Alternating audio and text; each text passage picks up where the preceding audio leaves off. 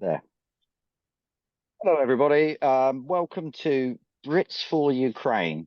This is a new series that I'm producing, uh, and the title sort of explains it, I think. It's all about British people helping out in Ukraine. I'm Alex Kinash. I am a British citizen, but I have Ukrainian family heritage, and I'm fascinated and interested in meeting other British people that have come out here to help Ukraine in its fight for freedom and to protect the civilian population. So I'm starting this series off with a man that I met initially because I helped transport some Greggs sausage rolls and iron brew about 5,000 kilometers, across the country, so he could eat his favorite sausage roll. And his name's Harry. So I'd like to welcome everyone to meet Harry. How you doing, Harry? Yeah, good man. And yourself? Yeah, not too bad, mate. I'm Good. finding myself that I'm really struggling to like sleep, even though I haven't actually had much sleep. Like for some reason, I keep waking up at half 5 in the morning, like literally every day. Um, and it's really starting to annoy me. Have But you got air conditioning in the apartment where you're staying? totally, mate. Like there is No. no reason. I'm not like sweating. There's no reason Yeah, at all. It's just like I think my body clock is used to waking up at that set time, regardless of when I've gone to bed. Um, of course. it's good, Great. good discipline. So Harry, go on, start off, right? Like you're obviously in Ukraine. Uh, what are you doing there, and how did you end up there? So I've been in Ukraine since March last year without taking a visit out of the country or back home. I really, really hate bullies, and that's what I find Russia is picking on the smaller guy for no apparent reason whatsoever. So as soon as Zelensky and I think like Liz Truss back in England said she would back people coming over and fighting for Ukraine, and Zelensky I opened the borders for people like myself and other ex-fighting men and women to come and support Ukraine. I just jumped ship or jumped the plane really as Amazing, mate. well. Yeah, Wow. yeah. I mean, there's like people out here who have wanted to do this sort of thing for a very long time, like the Scandinavian countries, because everyone hates Russia. But there's people like myself who just really hate bullies. Yeah, I mean, I think that puts. I classify myself as a truck driver. Yeah, so I drive out pickup trucks that I fundraised for, but to go and join the army and to properly get involved in the fight is a very admirable thing, I would say. So I would start off by saying thank you Yeah, for I mean taking it's that. only as admirable as the guys on the front, like in the trenches, etc., like that. Even like they are more admirable. We just sometimes we just walk into a position, they take loads of photos with us, shake a hand, and they love that sort of thing. All because we're Western. Yeah, I think I mean I've met obviously through helping lots of Ukrainian guys and girls that are now fighting for their Mm. country. And there's been the odd professional soldier, but most of them were not professional soldiers beforehand. Of course, They yeah, ran an IT company or they were in marketing and they've had to learn a whole new trade to defend their country. And it is quite unbelievable how they've picked that up and started to get the job done. yeah, of course. I actually met someone on a position back last year in Bakhmut. He was actually a barber, and then he had some time off in Kiev at the same time I did. So I went to get even though I haven't got much hair on top, I went to go get my hair and my beard done by him. But before the war, he was just a regular dude. And like myself, before I came out here, I actually ventured into Syria, did some fighting against ISIS. But after that, in England, I became a chef. So I was a chef for many years, and then this kicked off. So, like everyone else, I'm a regular guy, Wow. but with with my head screwed on, which is good. Yeah, I think I mean, well, first of all, mate, your beard is admirable, mate. Like, I think many men would live in awe of having a beard that like that. Um, you said you don't like bullies and obviously ISIS before, so Mm. you've got experience of trying to go and take on bad people, basically, that need to be Yeah, of stopped. course, And of course. very cool. Yeah, And it's like anywhere. Like if you're walking down the street and someone's shouting abuse at like an old person, like I'd like to think that everyone else would step in and stop the abuse. You can take that scenario anywhere, but this is obviously a bigger and more dangerous scale as well. absolutely. Absolutely. And yeah, Mm. so you've been involved in chefing a little bit. So I imagine that coming out to Ukraine, how have you found your experience of the food out here then? Oh, mate, banging, banging. It was so good. Sorry if people don't understand the word banging. But yeah, the borscht, it like incredible. The pelmeni. They also I've recently found and discovered they do a Ukrainian version of hash browns. Wow. So you get like hash brown with sour cream, and for me, I really like McDonald's breakfast. So hash browns is like a like brilliant discovery out here. But the shawarma, the kebabs, Oh, and then Georgian food as well. I think I saw like a couple of other episodes of what you've been on in Good Morning Kyiv, like you talking about shashlik and Georgian food. It's yeah, so much better than England, and the vegetables from the babushka markets are superb. it's almost like embarrassing a little bit, isn't it? That Britain is like this advanced country, right? That is particularly wealthy compared to most places in the world, but like we eat Yeah, rubbish, don't we? We really do. yeah. Apart from Greg's sausage rolls. Apart from Greg's sausage rolls, mate, especially. And Yeah, yeah. I mean, we did manage to get some to you safely and securely, didn't we? I mean, how was that eating that for the first time in a while? Oh, mate, there's a bite from home. You know, Yeah. like me and a few other guys had them in Kyiv when I met you. It was Yeah. just yeah, incredible. It's like literally in and not even spoken about. Like you were just sat there in like awe and disbelief. Oh, super cool, man. I'm glad to help you and the guys out. And I think Yeah, we've discussed already that there is we're going to look at crumpets next time. Which yeah, which which will mean that logistics is slightly easier as well than trying to keep those things frozen across Eastern Europe. yeah. I mean, I'm still using the cool box, which is good. Ah, mate, multi-purpose. Good. I'm glad that's still working for you, man. Right. And I'm sure people will be like interested in hearing a little bit about, not without disclosing any details, your actual experience of the job that you've been doing out Yeah, of there, course. as broadly as you can describe it. Yeah, yeah. So I actually joined the Foreign Legion back as soon as I crossed the border with a little white tent with the spray paint in red Legion. It was very like disorganized at the start, like for obviously for the foreigners coming over and for the military itself. Um, and then just put myself into a team with like-minded people like myself, British, American, had a couple of other Europeans like French and Finnish as well. And then we've just kind of been part of like last year the Kharkiv counteroffensive, very heavily involved in that.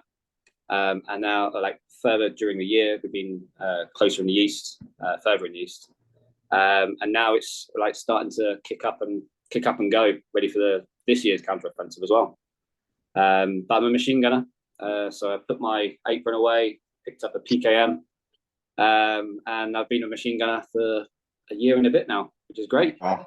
Wow. Is that if you're out of the like different roles, is that the one that suits you then, the like you enjoy the most? Like, Yeah, yeah. I mean, the good thing is I don't have to hit a really small target on the paper when we go to the range. I can hit a very, very big target. I can be very bad at shooting, but I know I'm not, which is good. right, got you. But yeah, So it's good because I like to support support my team as much as I can. So me being a light machine gun, I can get the rounds down range before the guys can run in safely as well. got you. So you help sort of suppress basically and Yeah, try yeah, and yeah.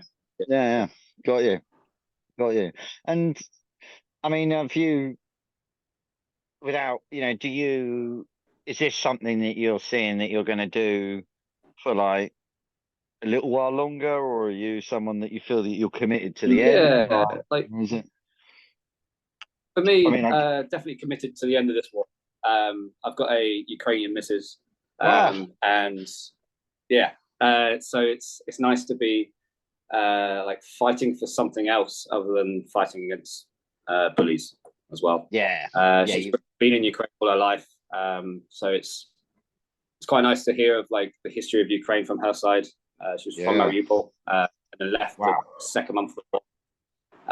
And yeah, it's just nice to actually fight for something else and fight for. I hate to say it like, well, it's weird to say it now, but like fight for my family as well because she's obviously part of my life now, and so it's all getting very lovey-dovey on this episode, isn't it? Oh, mate, it's nice though. I get what you're saying though, right? It's quite hard in life to always be motivated just by what you want. Like, i.e., Yeah. it's good to have good values and purpose, which it sounds like you do, right? You stand up for Mm-hmm. bullies, but to have another reason as well, gives you that extra push and drive to want to Of course, win. of course. Yeah, yeah, definitely, definitely. Yeah, I can't see myself being anywhere else right now than Ukraine, which is good. Yeah, I think it is quite easy to come here and fall in love with the country, isn't it? Like what else Yes, have you loved and about it so far? um, definitely just like the culture, like the culture, like walking down the market. I really like the Babushkas. Like they are so aggressive but friendly at the same time. Like they're trying to push on like strawberries onto you, the flowers, absolutely everything. I can go into a supermarket and like everyone's just really polite. And in like, despite there being a war on, you'd think everyone be in a really busy rush, like it is in England. Like, everyone's in a mad rush in England. No one really cares about anyone around them. But here in Ukraine, I can go down to the supermarket or anywhere, like the post office. Like everyone's just really friendly. Yeah, yeah, I totally And agree. as well, like in Ukraine, the post office. So really, just like to speak about how brilliant this is. There's a war on, and you can get a parcel delivered from the east or the west, right to the front line in the east, and it's like next day delivery for like 50 pence. It doesn't. It's mental, Mind isn't it? blowing. It's like like the Ukrainian postman Pat is proper hardcore, isn't he? He's not. For anyone watching from around the world, Postman Pat was a TV series, cartoon series in Britain when I was a young man. But it is the way that they've kept the infrastructure going here is ridiculous, isn't it? Yeah, yeah. Like even when I met you in Kiev, it was like we were looking around and you didn't even think there was a war going on. No, And the place where I am right now, like you can go down the road, despite there being like an air raid siren. yeah, Uh, I'm fairly close to the front where I am, but life still goes on. yeah. It's crazy. Like, it's so good. Like the backbone of each individual citizen of Ukraine is just like so strong. I say this to people when I go back home, like be it because I work in a with a tech startup business where having resilience is quite an important thing to have. And but I think we in England we've had our life a bit easy now, so we're not quite as resilient as we used to be. Life's been quite comfortable for people over the generations, whereas in Ukraine there's just a world class level of mental resilience. That's just like a baseline. Do you see Yeah, that yeah, yourself as well? It's definitely, yeah, uh, definitely. Like the I don't know if you just heard, but there was like an explosion just out like to my left. But I is can that look was out the that what window. that noise was? I did Yeah, hear yeah, that. yeah. I can literally just like see outside. People are still going in and out of like supermarkets and shops. Uh, People just don't react like they would. Well, not react, but they're used to it and they know that they've got the backing and the defense of like the Ukrainian military behind them to like support them in going forward. I like to say when I go back home, I call it, people need to Ukraine up a bit. Like, I think, Yeah, yeah. yeah, Exactly that. Exactly. Like they just need a reality check. Like I've stopped listening to like BBC News and all the news back home because I just like there's so much more going on around the world that people just need to open their eyes to. Yeah, it is. It is difficult going back, I would say, once you've been there, which obviously you've not experienced yet, is it gives you a new perspective on what actual real problems are compared to what you thought Yeah, problems were before you've been in that environment. It's quite a change. yeah. Talking of There are. problems, I thought I'd just mention. Obviously, I've mentioned it before to yourself.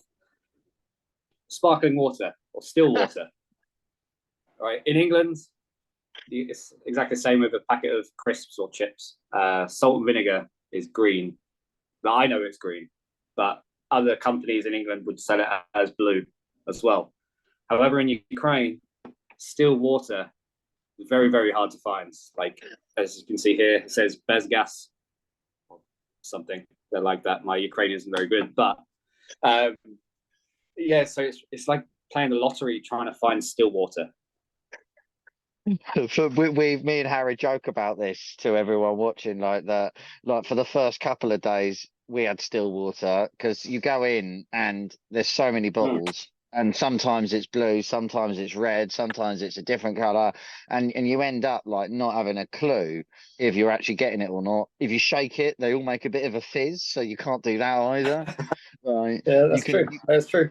isn't it? Like, and you just like, and if you, and you can go and buy Evian or something if you want, but the price is like 5, 6 times more expensive, isn't it, than anything else? Or a It's smaller bottle.